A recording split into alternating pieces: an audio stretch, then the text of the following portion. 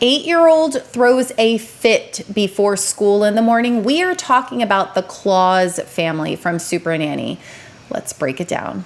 Let's get dressed. Making hot water don't my hair. Don't. I need it now. Let me get dressed. No. Don't push me. I need it now. Don't. You just hit me in the face. Don't you hit me. I need it. Don't push me. I need it now. Right away, we see an intense emotional response from an 8-year-old.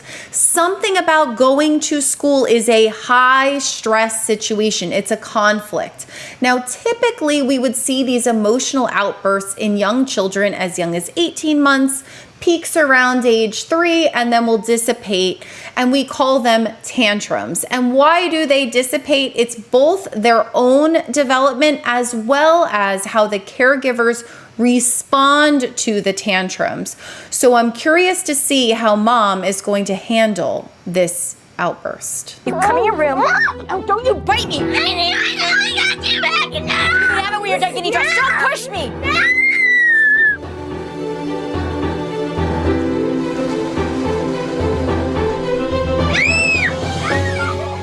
She needs to do what she needs to do. I know, but she's not first. getting dressed. Every time we need to go somewhere, every time we need to do something, it's always this behavior. Was I seeing right? An 8-year-old throwing a fit like she's some 4-year-old. Oh, you saw it right, Joe. We all see it. There is an immense amount of engagement going on during this emotional flooding. Whether it is an 18-month-old or a grown adult, when someone is emotionally flooded, no one's home. Talking to them doesn't help because they can't process what you're saying. They are so flooded that they do not hear you. So when mom takes her daughter and she brings her into the room, and then she stays in the room and continues to talk to her and at her and don't do this, and then the parents begin to talk in front of her, you are not helping the situation. So let's start with this. If someone around you is unregulated, you, if you are attuned to them, which a caregiver is usually attuned to their child, you can co-regulate.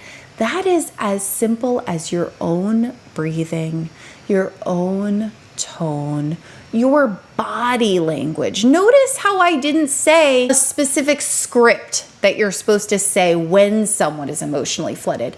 Just simply being regulated while that person is unregulated helps the nervous system. Now, we can talk about all the other things that need to happen before so that this isn't a regular occurrence, but while it's happening, whether it's a baby, like a toddler, or an adult, the only thing you can do when it's already happening is just be regulated yourself. This is ridiculous. Completely ridiculous. Parents allowing their 8-year-old daughter to hold control over them like a 4-year-old. I was totally stunned. Where do you want to get dressed? Fine, then get dressed in here. There's so much going on here. Mom and dad keep saying things, but their actions don't match. They say this is ridiculous, and then they engage in the ridiculousness. Simply saying something doesn't help. I mean, imagine if we lived in a society where when people broke rules and laws, we just told them that they broke the laws and that was bad. Like, sir, I know you robbed that bank. There's no robbing banks where we live, okay? That's ridiculous. We're not gonna do that. And then that was it. What is going on here? Somebody doesn't want to get dressed. So what do you need to do now? Make sure she gets dressed. So how are you going to change that? Get control. Yeah, how are you going to do that? I don't know. Well, I'm going to show you. This behaviour is unacceptable. Do you understand me? Do you understand what I'm saying?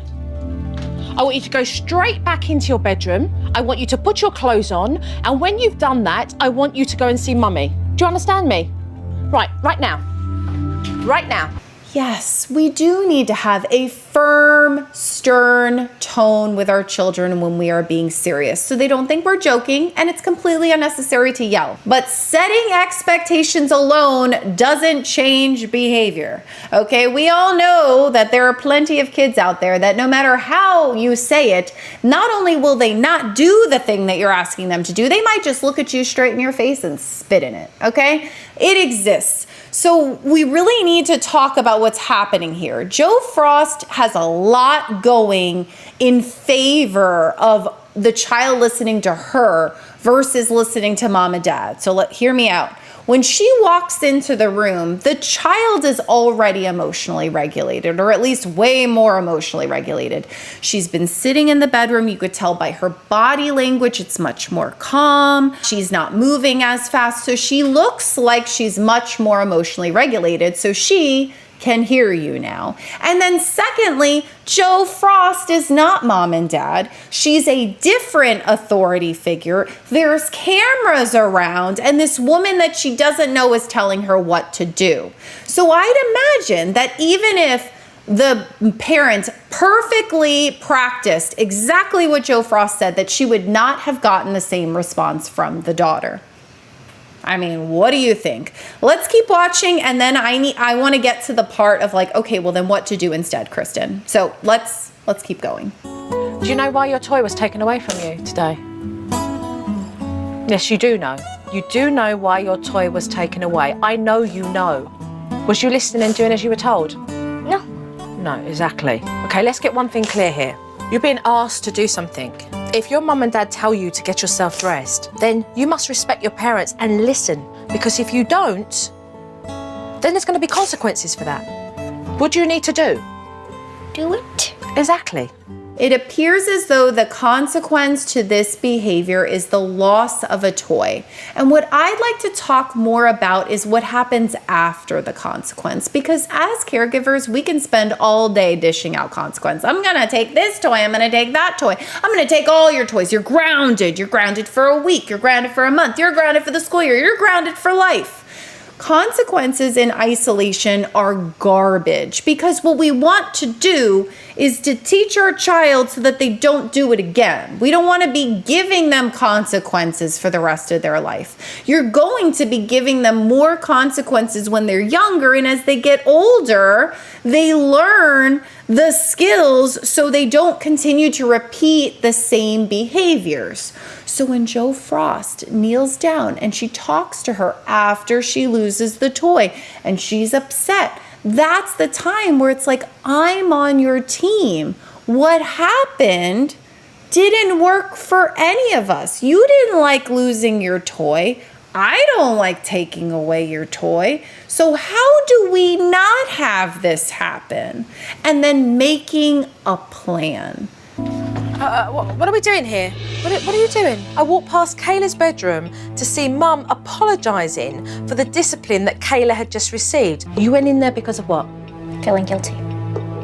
And why did you feel guilty? Because I saw her sad.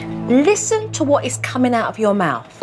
You feel guilty because you've asked your 8-year-old to do what I successfully get 3-year-olds to do. So, do you think she's going to remain sad for the rest of the day? Do you think she's going to grow up hating you? Seriously, is that what you think? Mom, it is not your job to be her friend. It is your job to be her teacher, to be her role model, to provide her unconditional love through it. And the way that we can release this guilt as a caregiver when our children are struggling and we're watching them struggle and we know how to make it better, just do the thing that they want us to do, is to ask ourselves, is what I'm asking them to do right now developmentally appropriate? Asking your 8-year-old to get dressed in the morning is developmentally appropriate. You're not asking her to clean the entire house before school.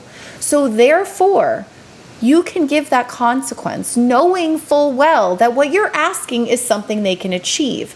Now, if the consequence, like we talked about, continues to get repeated, then that's when you support them through it. So I'm going to give a little personal story before we go. My daughter started middle school this year, okay? And if you have a child in middle school, you know homework can be quite a challenge because you have many teachers assigning homework and they all don't know they're assigning homework at the same time, and it's just hours and hours of homework. So one of these days this past week, my daughter spent 5 hours doing homework. Now, of course, I was there to support her. I'm a teacher myself. I could probably just do it for her and nobody would even know because it's on the computer, but that's not helping her, right? I might be relieving her stress, but I'm not teaching her.